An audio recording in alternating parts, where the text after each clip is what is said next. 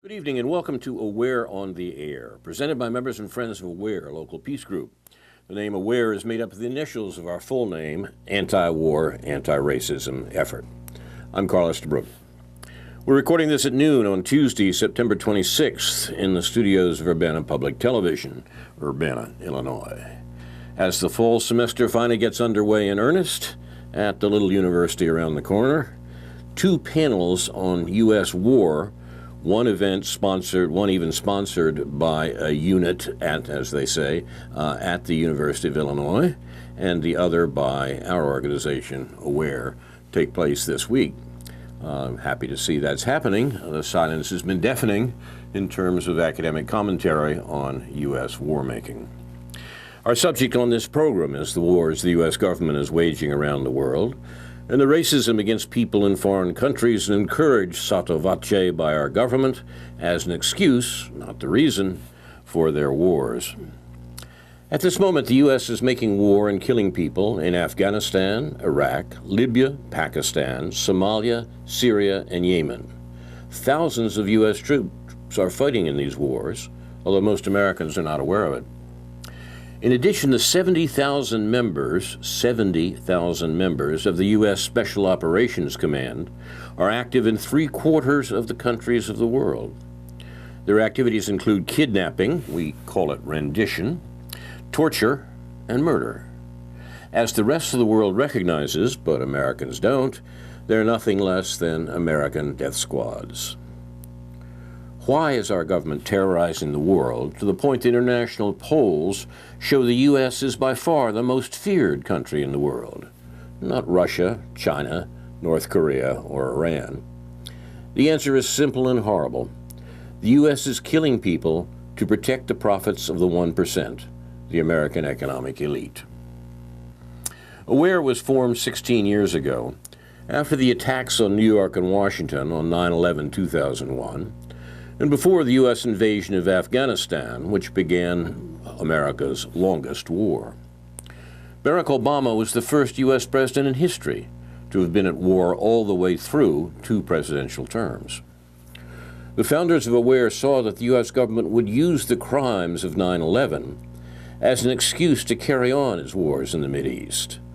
The U.S. government says it's fighting terrorism, but is in fact killing people in order to control Middle East oil, what the U.S. State Department called in 1945 the world's greatest material prize. The U.S. doesn't need Mideast oil. What we use here comes principally from the U.S. itself, from Canada, Venezuela, and Nigeria. But control of oil from Southwest Asia and North Africa gives the U.S. a chokehold over economic rivals, from Germany to China. Since World War II, U.S. presidents have killed between 20 and 30 million people for the profits of the American economic elite. Ordinary Americans have paid for these vicious wars, but they haven't profited from them. Most Americans are not aware of how much of the world is appalled at what the U.S. government has done in our lifetimes. It is a triumph of the American system of propaganda and intellectual control, the most effective in history, that Americans are able to ignore it. Those of us in AWARE, like other anti-war groups in the United States and around the world, today call upon President Trump to, 1, establish a foreign policy based on diplomacy, international law, human rights, and respect for the sovereignty of other nations. 2, end the wars in the Mideast and elsewhere, and stop the drone attacks. 3, cut military spending by at least 50% and close the more than 700 foreign military bases. Russia has 15, China has 1. Bring U.S. troops and weapons home, and withdraw U.S. special forces who've been sent into 3/4 of the world's countries. 4, stop U.S. support of human rights abusers, notably Israel and Saudi Arabia. And 5, lead on global nuclear disarmament. There's a lot of news about U.S. government war-making this week, but you don't get a very clear account of it in the American media, which are dominated by the pro-war U.S. political establishment. We'll try to give a slightly better account tonight, and we'll begin with some local events. there was on this past Saturday a teach-in on American war making. Teach-in is an old-fashioned notion of using a public semi-academic meeting to discuss political issues that are not in fact being discussed in the media or even in the academy. An anti-war teach-in took place this past Saturday at the Channing-Murray Foundation, adjacent to the UC campus. It was hosted by AWARE, the anti-war, anti-racism effort of Champaign-Urbana, and C, Students for Economic Empowerment at the university. It was organized by our colleague Karen Aram. The subject was the dangers of U.S. imperialism and its profits and resources fueled drive for conflict abroad. Speakers and topics included Francis Boyle of the Law School, Morton Brussel, Professor of Physics Emeritus, your obedient servant, a retired visiting professor at the same institution, David Green from the group Jewish Voice for Peace, David Johnson from the World Labor Hour, Fukoni Lupalasaga, a PhD candidate, Father Tom Royer, speaking on El Salvador, Rich Whitney, Esquire, of the Illinois Green Party, speaking on U.S. support for dictatorships, and Paula Bradshaw, also of the Illinois Green Party, on U.S. interventions in Libya and Syria. The event ran long enough that two of the speakers, David Johnson and Mort Brussel, were unable to deliver their remarks, and as a result, you will be able to hear them here on Aware on the Air next week. The second symposium connected with the campus will occur this Friday, the 29th, from 9 in the morning until 4 in the afternoon. It is entitled Shifting Iran-U.S. Relations, Return to Status Quo Ante or New Alignments in the Middle East Region, ? Close quote. If you have an academic title, you have to have a colon in the middle of it, right? In any case, the consideration of U.S.-Iranian relations, specifically the so-called nuclear pact, is indeed timely. And in fact, the principal speaker, the session, by the way, is sponsored by the Center for South Asian and Middle East Studies.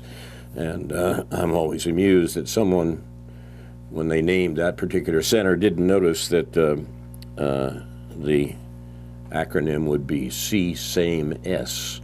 Surely that must have thought that was a mistake. But in any case, the C-SAME-S will sponsor this conversation or this symposium with a number of university figures, local university figures, and as a featured speaker, Trita Parsi of the National Iranian American Council. Parsi is an interesting figure, and he is clearly the keynote speaker for this event. His talk will occur at 9 a.m. on Friday in the Levis Faculty Center on campus on the second floor, in the second floor conference room. The Levis Faculty Center is at 919 West Illinois Street. Parsi, the speaker, was born in Iran, moved as a child to Sweden in order for his family to escape the political repression in Iran. His father was an outspoken academic who was jailed under the reign of the Shah and later under Ayatollah Khomeini's Islamic Republic. Parsi earned a master's degree in international relations at Uppsala University and a second master's degree in economics at Stockholm School of Economics. As an adult, he moved to the U.S. and studied foreign policy at the Johns Hopkins School for Advanced International Studies, where he received his Ph.D.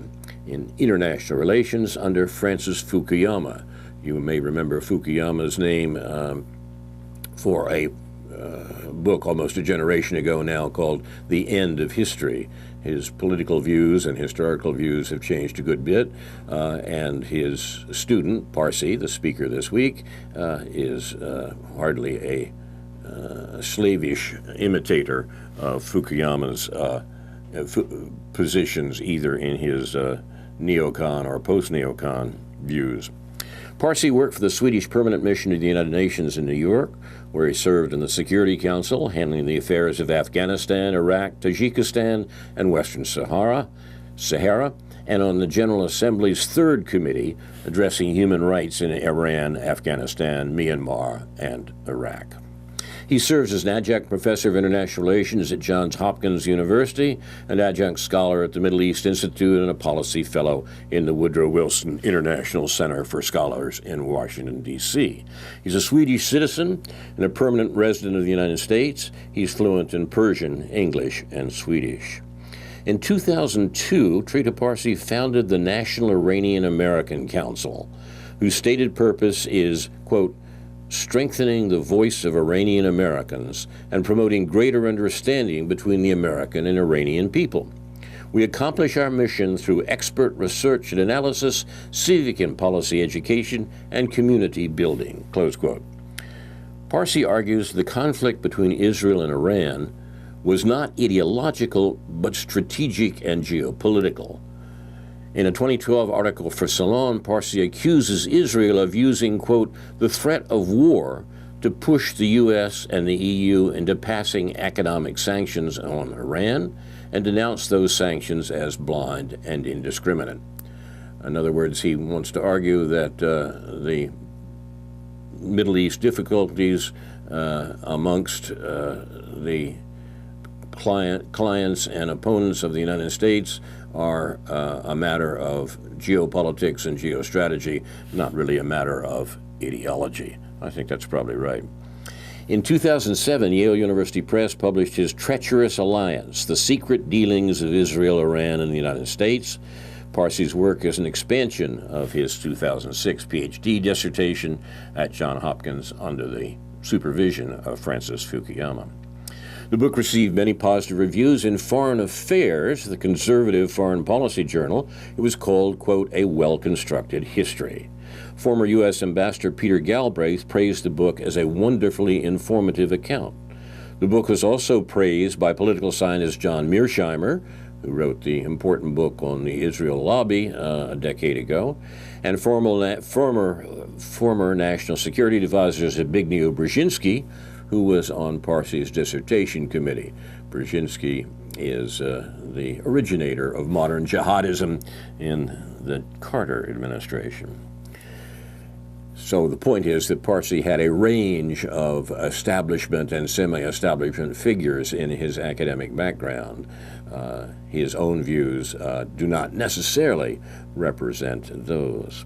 In a 2011 interview, he said, quote, I believe it's increasingly clear that efforts to divide the region, the Middle East, between moderates and radicals, democracies and non-democracies, etc., is of little utility and of no real explanatory value. Israel, for instance, who had sought to frame its rivalry with Iran as a struggle between the region's sole Western democracy, Israel, against a fanatical Islamic tyranny, Iran, favored the status quo in Egypt and opposed the efforts to oust Mubarak. In other words, the Israeli policy had much more to do with the foreign policy goals of the state rather than its ideology. I think he's right about that. He added that with the decline of the U.S., Israel's strategic paralysis and increased isolation in the region, the rise of Turkey, the revolutions in Tunisia and Egypt, and Iran's continued difficulties in translating its strength to regional acceptance, delicate way to put it, the region is experiencing momentous changes both in its political structure and in its balance of power. An ideology-based approach towards understanding these shifts will not get you too far. I think he's right about that. And what will get you further, of course, is a consideration of the policy of the United States of America, which is what I hope this Friday's discussion on campus will do. In 2012, Parsi published a book called A Single Roll of the Dice, Obama's Diplomacy with Iran. There's that colon in the middle of the title, of course. Shows he's serious.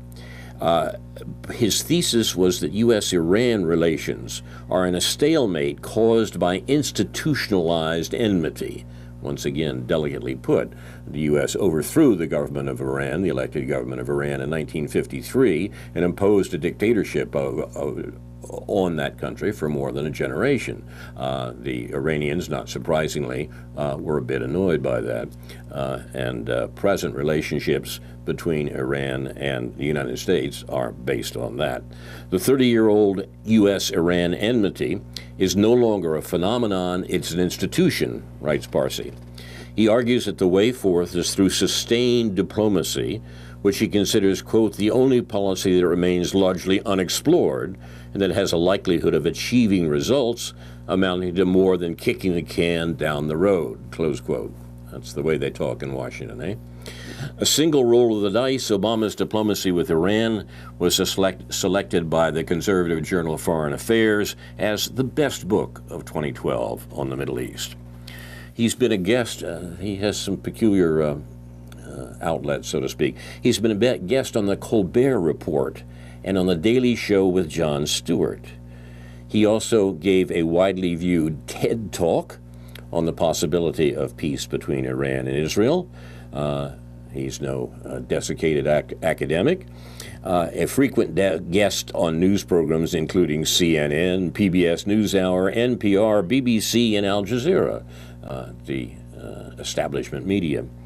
Parsi was raised in the Zoroastrian faith. He regularly wears an Ahura Mazda necklace. He's married to a woman of Swedish and Moroccan origin, who is a human development specialist at the World Bank. He's the principal speaker at Friday's symposium on Iranian-American relations at the Levis Faculty Center beginning at 9 in the morning. I'll be there and I'll recommend it, and I'll have a chance perhaps to say something about how the discussion goes on a future program.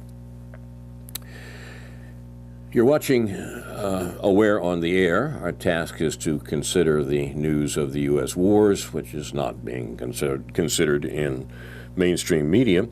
And this week, while we've been talking about football players and the rants of various political figures, in fact, included some quite disturbing news regarding war. One of the major commentators went so far as to say that the U.S. CENTCOM declared war on Russia.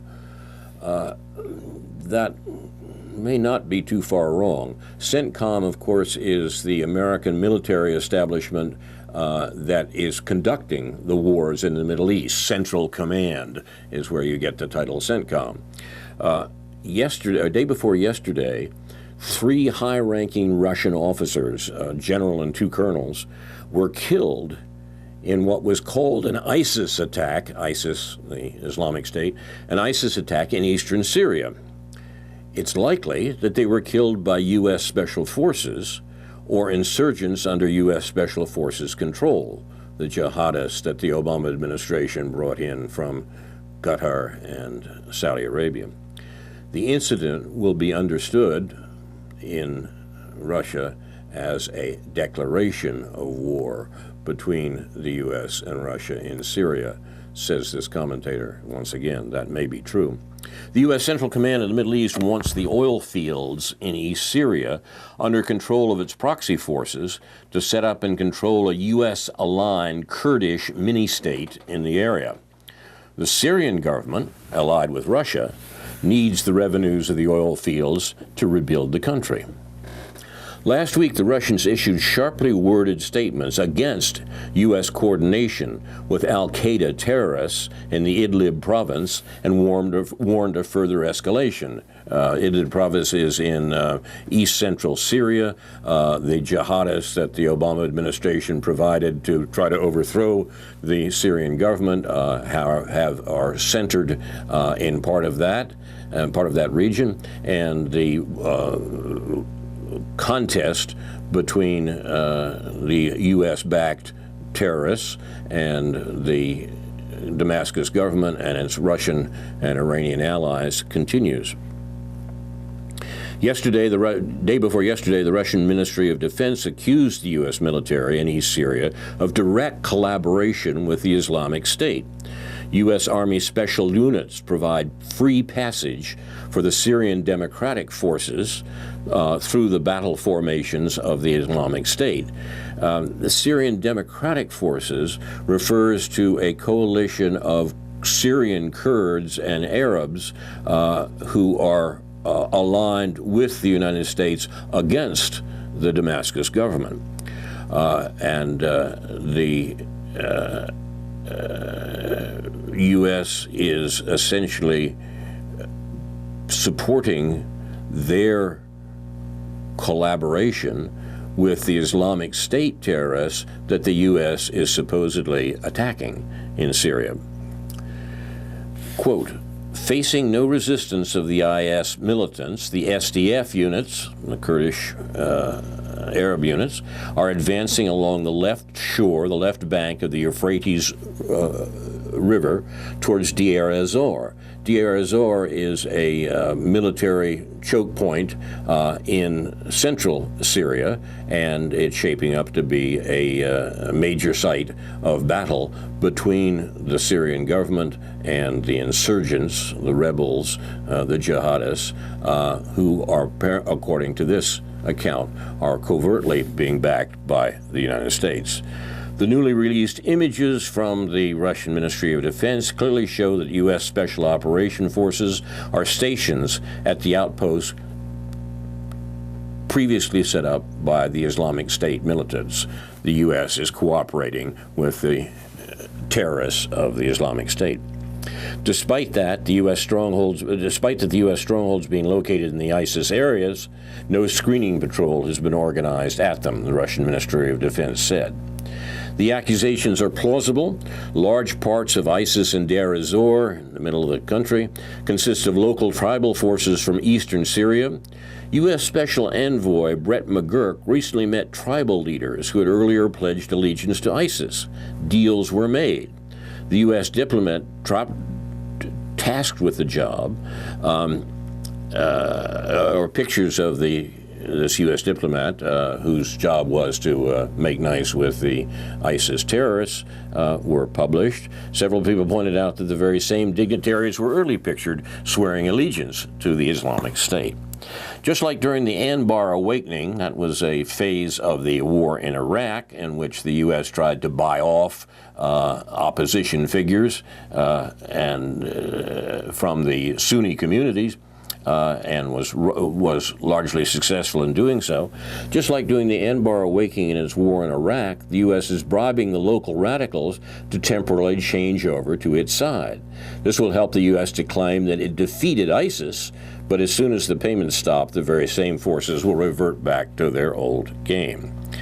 Last night, a Russian three-star general and 2 colonels were killed in a mortar attack while they visited a Syrian army headquarters in Deir ez-Zor, the site of the battle we're talking about. Lieutenant General Valery Asipov of the Russian Armed Forces has been killed after coming under shelling from the Islamic State, the Russian Defense Ministry has announced.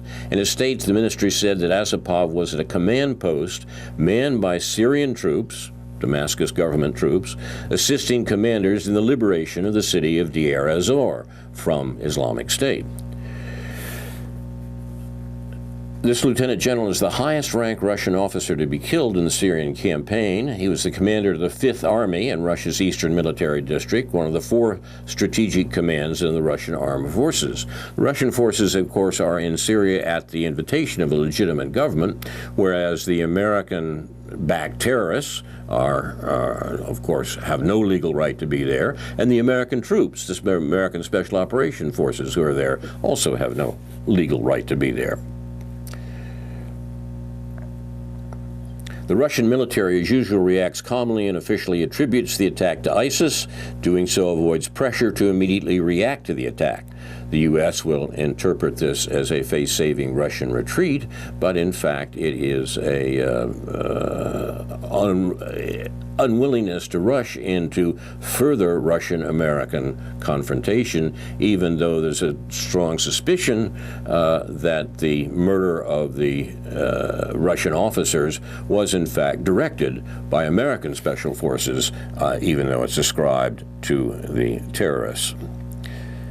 No one in Moscow will believe that the incident is independent of other recent maneuvers by the U.S. forces and independent of the earlier accusations the Russian military made against the U.S. forces. Nominally, U.S. and Russia are both in Syria to fight the Islamic State. The Russian troops are legitimately there, having been invited by the Syrian government.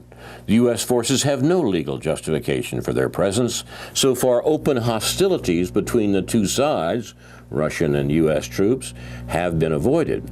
But as the U.S. now obviously sets out to split Syria apart, openly cooperates with terrorists, and does not even apparently refrain from killing Russian officers, the gloves may well come off.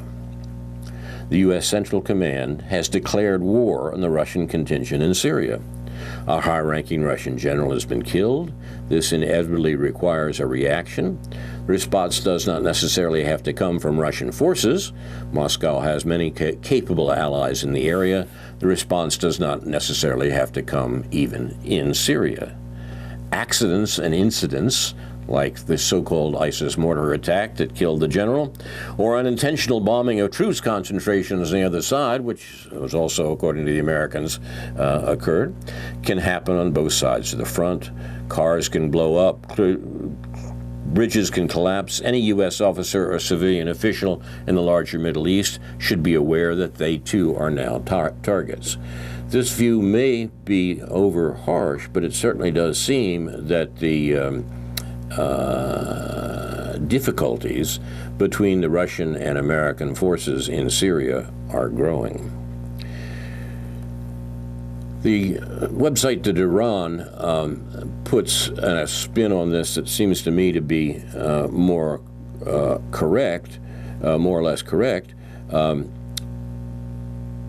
They say the U.S. President Donald Trump's intimidating, hawkish UN General Assembly speech was at best an unflinching reaffirmation of U.S. jingoism, despite his election promises to do the opposite.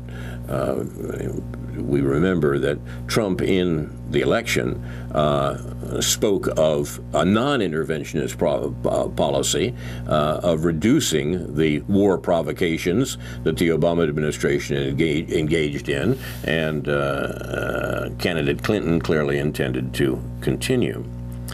Trump hurled his 41-minute tirade of diplomatic gaffes and gaslighting,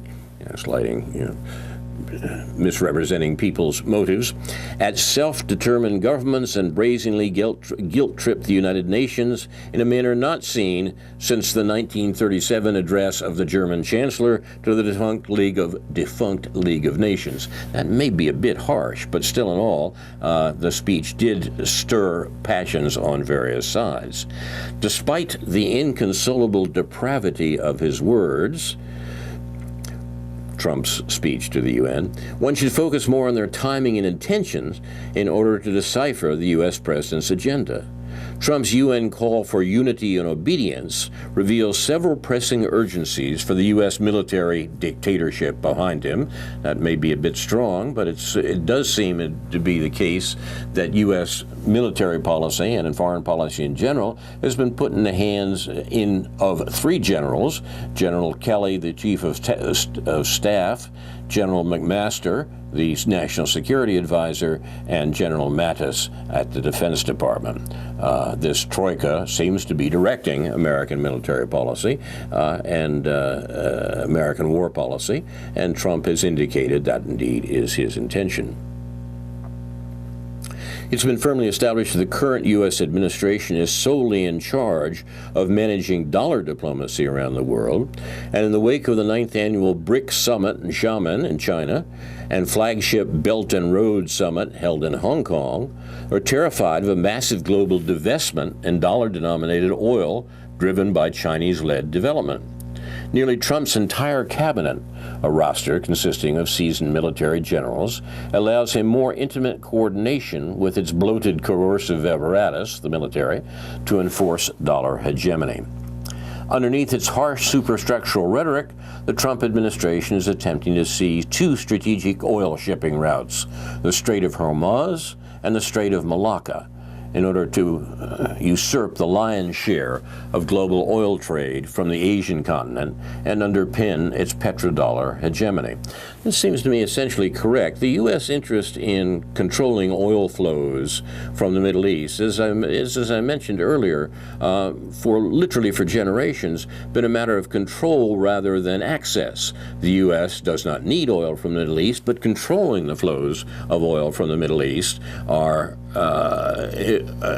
a vital weapon against the economic rivals of the United States in Europe, but particularly in Asia. And the choke points for this control are the Strait of Hormuz, look it up on a map if you want, out of the Persian Gulf, get oil out of the Middle East, and the Straits of Malacca in Asia, which all or most of Chinese oil imports must pass through. These are the two points at which American military control is devoted, or is concentrated, on which American military control is concentrated. The Strait of Hormuz, leading out of the Persian Gulf, and the Strait of Malacca, linking the Indian Ocean and Pacific Oceans, are the world's most important strategic choke points, measured by volume of oil transit, accounting for a combined 57% of all seaborne oil trade. That's from the U.S. Energy Information Administration, and is the indication of why U.S. military control of oil flows is so important. With a military presence near the Korean Peninsula, the Trump administration, with help from its vassals Japan and Taiwan, can eventually obstruct oil transit flowing from the Malacca and Hormuz Straits, which would stymie China's access to critical Pacific Atlantic bottlenecks vital to the One Belt, One Road initiative into Europe, Southern Africa, and the Western Hemisphere. The One Belt, One Road plan initiative, called and now in fact the Belt and Road Initiative by the Chinese government, is a massive attempt by China to produce transportation links throughout Eurasia and into Europe and Africa. This attempt to put a form of economic integration on the world's largest landmass is seen as a dangerous challenge to the world economic hegemony of the American economic elite, the 1%, and a great deal of American policy can be deduced today from an account or from an awareness of the American attempt to undermine the Belt and Road Initiative.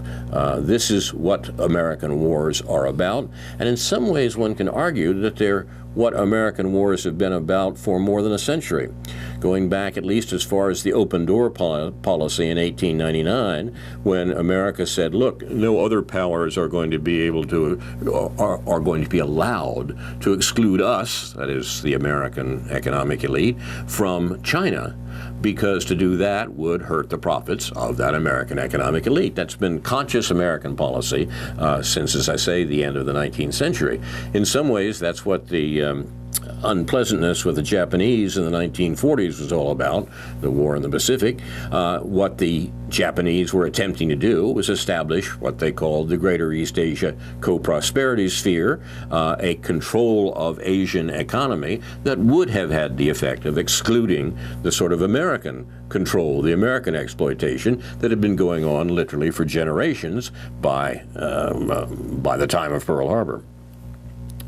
In a sense, what the U.S. is doing now is an attempt to make sure that the Chinese are unable to develop, through their Belt Road Initiative, a co-prosperity sphere for Asia that would exclude the American 1%. I think you have to understand the American concern about North Korea with this background. The U.S. is really not concerned that North Korea is going to develop nuclear weapons and attack the United States. The U.S. is concerned that pressure on North Korea, particularly pressure via China, has the effect of retarding the Belt and Road Initiative in China, the real object of American policy. Korea is the stalking horse for this American policy of preventing the economic integration of Asia. With the military, the control of these choke points that I mentioned would force the Chinese to rely on land transit for their enemy resources and secondary shipping routes, incurring a costly and dangerous journey for their One Belt and One Road resources, and significantly hampering the initiative. Additionally, one must stress the baselessness of American casus belli. It is not in North Korea's material or ideological interest to turn South Korea into a sea of flames, as many corporate media outlets typically report, but to reunify the peninsula using its five-point initiative put in place since DPRK founder Kim Il-sung spearheaded it to comply with U.S. Resolution 377. The real politics of North Korea has to do with what China calls a double freeze, a freeze on American and South Korean military provocations of North Korea, and a freeze on the development of weapons and bombs by the North Korean government. The Kim Jong-un administration in North Korea has begun procuring several nuclear deterrents as a response to the U.S. South Korean Ulchi Freedom Guardian and Fold Eagle military drills. That's the name of these massive military exercises that the U.S. is carrying out in South Korea, which have over 40 years, really, inflamed tensions between North and South Korea, which serves the interests of the United States, but not, finally, the interests of North Korea. There's much more that can be said on this subject. We will be talking about it, all of us, I'm sure, in days to come, because of the propagandized way in which the Trump administration has featured the matter as a response to dangerous provocations by North Korea. If anything, the opposite is the case.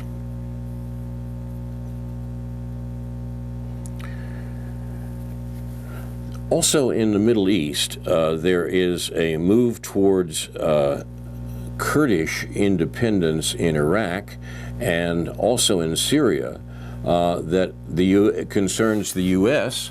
because of the interest the U.S. has in hampering the government of Syria. American military actions in Syria, which, as I mentioned earlier, have no legitimate basis, continue with a distinct and notable loss of civilian life. Stephen Townsend, the top U.S. military officer in the Central Command, praised the Trump administration this week for having, quote, freed us up a bit to prosecute the war in a more aggressive manner. This, of course, is the illegal war in Syria that the U.S. military is carrying on. Many observers of the campaign against ISIS, against the terrorists, have criticized the military's conduct, the U.S. military's conduct, suggesting that the impact of widespread civilian casualties, and they have been widespread, was transforming the coalition, the American forces, in the eyes of locals from liberator into aggressor. Townsend, the American general, insisted that the war was being waged proportionately, adding that responsibility for any civilian deaths lay solely with ISIS. That's not the way they see it in Syria, and that's not the way the rest of the world sees it, but it is the way the American military is spinning. One of the most, you're watching Aware on the Air, our discussion of American war making, which a discussion which, as I say, rarely finds its way into mainstream media. One of the best reporters and commentators on the matter for many years has been the Brazilian-American writer Pepe Escobar. And Pepe writes this week, "The nuclear clock is ticking. All eyes are on October 15th. If President Trump trashes the Iran nuclear deal," Trump is supposed to make a decision on the Iran nuclear deal. In fact, he says he's made the decision, but it's to be revealed in days to come because the deal with Iran must be reaffirmed by the 15th of October. There could not be a more graphic message to North Korea. Any negotiation with Washington is useless. That is to say, if Washington throws out the deal with Iran, then North Korea has even less incentive to even consider talking to the United States about a deal, because the United States is breaking the deals that it's already made. And that would clear the way, says Pepe, for horror of horrors, nuclear war.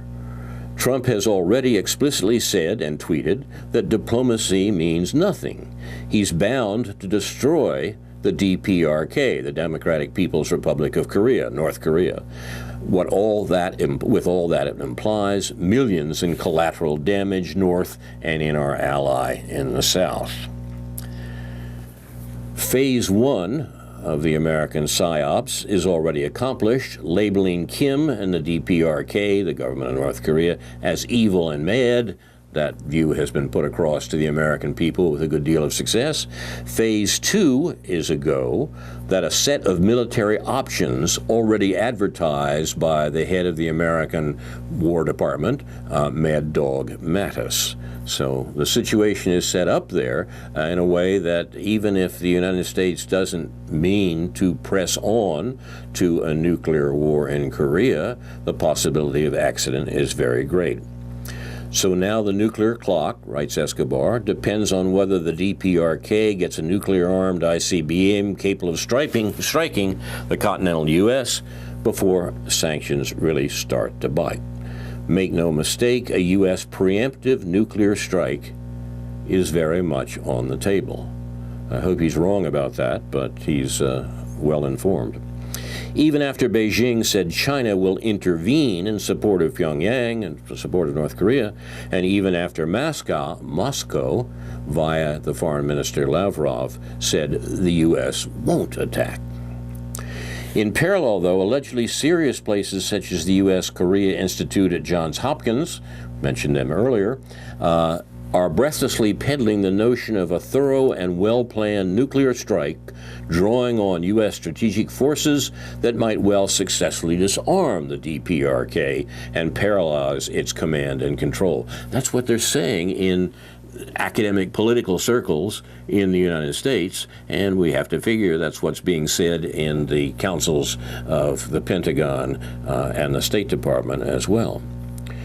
The operative concept, says Escobar, is nuclear, and note the cowardly might well succeed or might not, and retaliation will be unavoidable.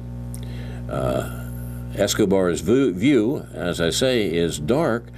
He is reputed to be well informed on these matters, and it certainly is a view that one has to take seriously.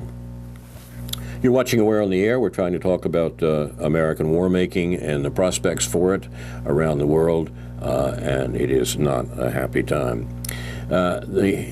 Germany had elections over the weekend, and the German Social Democratic Party, very roughly the parallel to the Democrats in America, the German Social Democratic Party has had its most massive defeat since the end of the First World War.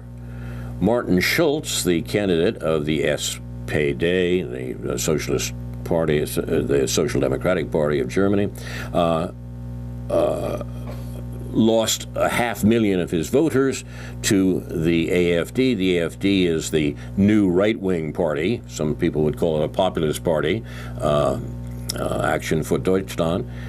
And the voters fled the left liberal party for this right-wing party in Germany. Consider it a most significant judgment on parties that preach left and practice right. I name no names, but Hillary Clinton should make a note. Angela Merkel, the Chancellor of Germany, Chancellor of the Social Democratic, the Christian Democratic Union, the center-right party in Germany, is annoyed as well because the historic center-right coalition that she has headed all along is over. The Socialist Party is going into opposition. This is the wages neoliberalism earns, the loss of power of traditional parties. Once again, like the Democrats, it's hard to tell. Only the Socialist Party is in opposition now to Frau Merkel's party, Chancellor Merkel's party, and the new far-right party, the AfD, and the left party, Die Linke, simply the left. These parties have gained strength just as the right and left in normal parlance in the United States have done. The interesting point about this, and the point that's not well reported, I think, in this country, is that Germany has gone along with the American war provocations against Russia, the Obama administration's war provocations against Russia, but it's gone along very reluctantly. German business does not like the sanctions against Russia, and it does not like the war provocations, even more, against Russia that Obama was carrying out. The result in the German elections is that the two fringe parties, as they're seen, on the right and the left, have agreed that the resistance to the use of NATO to provoke Russia should be at least downplayed. The U.S. is losing some control of the German political establishment in its support for American Russian provocations. That's important and maybe the most important aspect of the entire election. The left party calls for the dissolution of NATO. It opposes all German military missions abroad. The left party often organizes protests against NATO. Remember, Donald Trump protested against NATO in order to get elected president, and here we have German parties indeed reflecting the sorts of things that Trump said during the campaign, but now obviously no longer believes or no longer practices. And the right-wing party, the AfD, views NATO negatively in its current form and is willing to consider seriously stopping taking orders from the United States regarding the German military.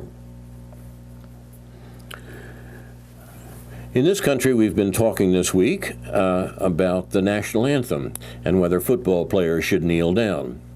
It seems to me to be a dangerous distraction more than anything else. The issue is, in fact, insofar it's serious, the pro-war and pro-slavery national anthem. If you don't believe that the Star-Spangled Banner is pro-slavery, read the seldom sung third verse of the anthem. The issue is how that should be treated, and it's obviously an attempt to reassert the jingoistic propaganda about the American military that the national anthem contains. If a more serious account of that matter were taken up as a result of these demonstrations in the football games, that's fine with me. I think it would be a very good idea, a consummation devoutly to be wished. I must admit that my youthful enthusiasm for football, both playing and watching, has been reversed recently by these amazing reports that we've been getting about CTE, chronic traumatic encephalopathy, the brain damage that apparently all football players, all professional football players, show some evidence of. There's a shocking study by American medical authorities of what's going on with American football.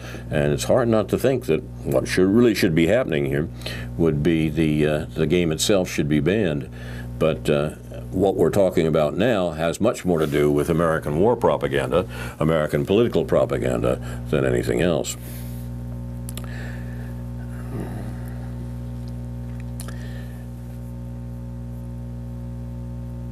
I want to mention before we close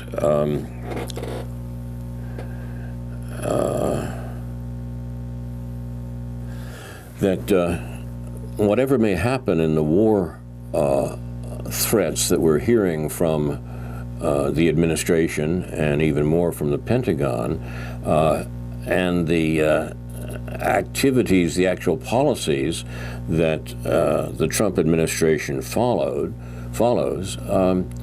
it could get very bad indeed. And I was thinking this week that it's probably an important time to remind ourselves that the U.S. withdrew from the Vietnam War because its conscript army, the army of draftees that we sent to Vietnam, that army revolted and refused to continue to fight. That was the reason the United States, the Nixon administration, removed troops from Vietnam in 1973 and ended the draft.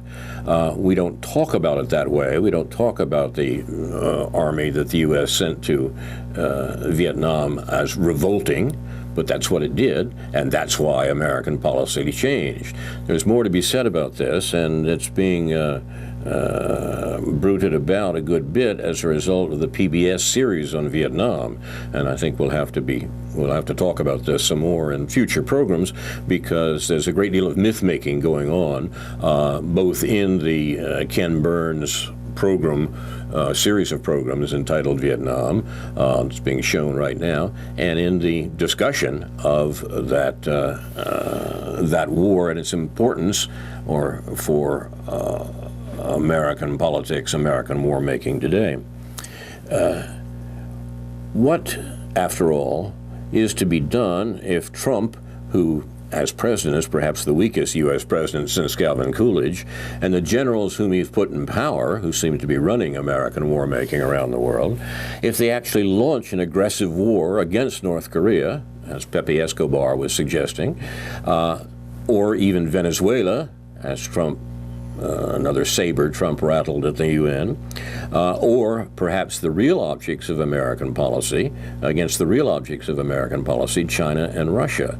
The matter is very unclear, but we don't get a very clear account of it in the American media. But what happens if the Trump administration and its generals do launch a serious war in any of these regions? It occurs to me that we can take advice from another American president who launched an aggressive war, Abraham Lincoln. In his first inaugural address, Lincoln said, quote, "This country, with its institutions, belongs to the people who inhabit it.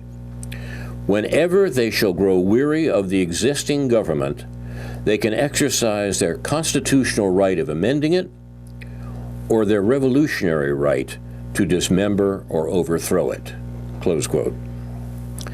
If the current U.S. government launches a war which would be illegal according to the Nuremberg judgment and the UN Charter, if the U.S. government were to launch such a war, we should, I'm afraid, finally be willing to exercise what Lincoln called our revolutionary right to dismember or overthrow that government.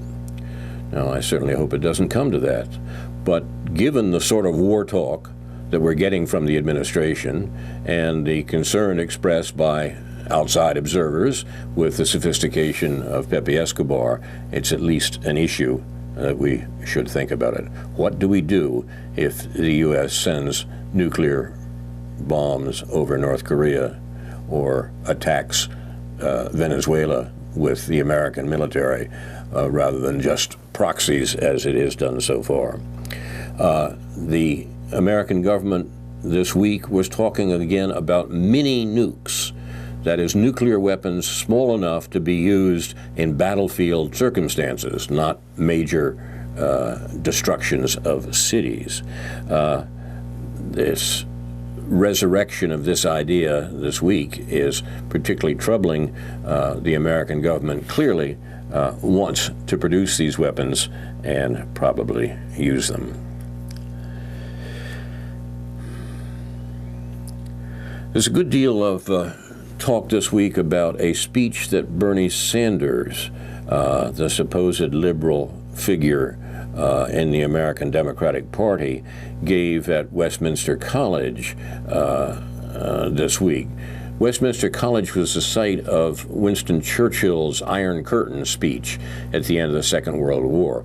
Winston Churchill was a serious war criminal, and the construction of the Cold War to produce American military hegemony around the world owed a good deal to Churchill's Westminster College speech. It's not an accident that the supposed liberal Bernie Sanders chose that venue for his speech this week. I'd look at it closely and see how far we are, in fact, from having a liberal critique of American war-making coming from the Democratic Party and coming from Mr. Sanders, Senator Sanders. You've been watching Aware on the Air, presented by members and friends of Aware, the anti-war, anti-racism effort of Champaign-Urbana, a local peace group, in the 39th week of 2017. Another week in which the world can see that the most extensive global terrorism is not made up of just the attacks by ISIS and its sympathizers around the world, but by U.S. worldwide war-making. My thanks tonight to Dr. No, J.B. Nicholson for research. Our show is produced and directed by Jason Liggett and Ethan Young and Andrew Scholarly. Thanks to whom also this program and others like it will be available on YouTube. And see the Facebook page for Aware for some of the articles referred to tonight. Finally, Aware honors those who reveal the crimes of the U.S. government, which the rest of the world knows about, but Americans don't. Manning, Assange, Snowden, and others. Truth-tellers persecuted by the U.S. government. This is Carl Estabrook for Karen Aram, Karen Evans-Levy, Stuart Levy, David Green, and other members and friends of Aware, saying in the words of the late Edward Murrow, good night and good luck.